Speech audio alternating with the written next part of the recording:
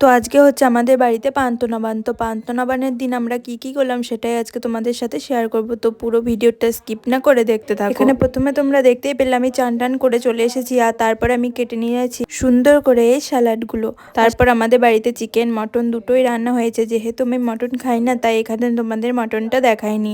আর এই সবজিগুলো দেখো, এগুলো আগের দিনকার সবজি, মানে আগের দিনের সব রান্না করা জিনিস। আজকে পান্তুনবান যেহেতু তাই এগুলোই আমাদের আজকে খেতে হবে। শুধু পান্তুনবান উপলক্ষে আমাদের বাড়িতে চিকেন আর মটনটাই তৈরি হয়। তারপর আমি সবকিছু করার পর চলে এলাম ছাদে, কারণ ছাদে একটা ভিডিও শুট করব পান্তুনবানে। যেহেতু আগের দিনও নবানে শুট করেছিলাম তাই ভাবলাম যে পান্তুনবানেরও একটা শুট করা যাক। তাই সবকিছু জোগাড়যন্ত্র নিয়ে আমরা চলে এলাম ছাদে, আর তারপরই ভিডিওটা শুট করতে লাগলাম। আর সেই ভিডিওর শ্যুটটা কেমন হয়েছে সেটা তোমাদের সাথে অবশ্যই শেয়ার করব।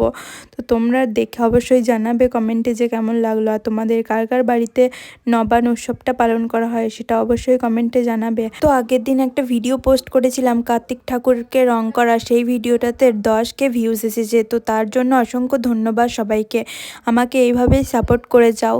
তো তারপর আমাদের ভিডিও সব কমপ্লিট হয়ে গেল, আর তারপর তোমাদের সাথে একটু শেয়ার করে দিলাম যে ভাত থালাটা আমি কেমনভাবে সাজিয়েছি। তো তোমরা দেখে জানাবে কিন্তু যে কেমন লাগছে। আর কে কে চিকেন আর মটন খেতে ভালোবাসো সেটা অবশ্য কমেন্টে জানাবে।